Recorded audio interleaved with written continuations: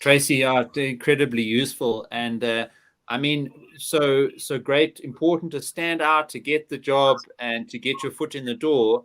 And then, once those great people that you remember have started their careers, what was it, or what are some of the practical things that they did that quickly helped them integrate into that workplace and become ready for their career? That then also meant they were successful and continued to be noticed, etc. You obviously can't wear board shorts to work unless you are on a Zoom call, in which case you can wear your Zoom suit and then your board shorts as well. But seriously, though, in a workplace context, in 2022, let's continue on that theme of workplace readiness.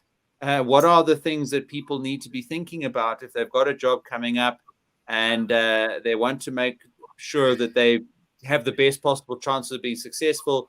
We've spoken about mentoring and coaching and asking questions and communicating as much as possible. Other thoughts on workplace readiness? So if I look back again on the people who would start in the various grad programs that I've managed, if I look back on the ones that went on to really excel, there was definitely a strong element of these sort of softer skills. And rather than just coming in and doing the work, they would be very proactive. So after getting the offer, they wouldn't just disappear and for 6 months until they graduated and start work. They would actually ask to come into the office. They would contact someone in the team, their future manager, say, is there any pre-prep I can do? Are there any short courses you'd like me to do? Is there any reading I want to do that I should do? What do you think will help me transition into my new role? You won't believe that in a class of when I would hire 30, maybe only 1 or 2 would do that. The others would disappear. And I'm telling you that the managers are not going to say, oh gosh, they haven't been in touch. But if you do stay in touch with the manager and engage with them, they're going to say, wow, okay, I like this proactivity.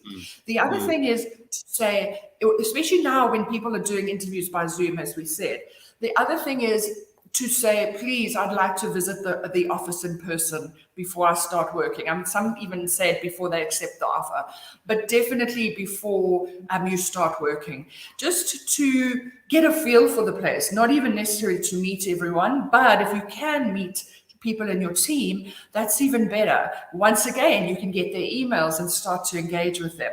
The other thing is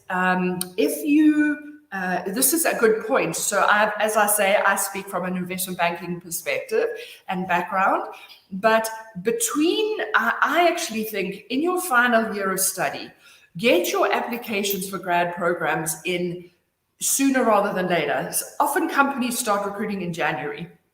So get it done. Don't wait to closing date in July when everyone's trying to sign up, and a lot of the companies have already started to interview. So you don't get get those applications in, and then what you can do is find out if once you've got the job, then you've freed up not only to focus on your exams, but you can also find out from your future manager if there are other courses you could do.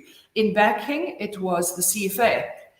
So it was the CFA is for me the key qualification or certification to have between your studies, finance oriented, whether they are or not, and work as an investment banker. Or maybe it's an advanced Excel course, or there could be things like that. So free that period of time up to do any additional kind of studies.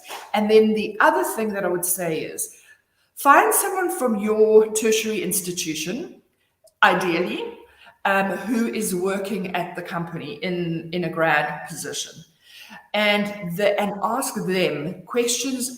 Have a coffee chat. Say you started. You were where I was a year ago, and when you started, what do you wish you knew? Like, what was there something that you did that made your transition easier, or those kind of things. That kind of thing is gold. It's showing that you're proactive and it's helping you, right? You can learn so much if you just ask. Yeah, Tracy, that's all absolutely fantastic advice.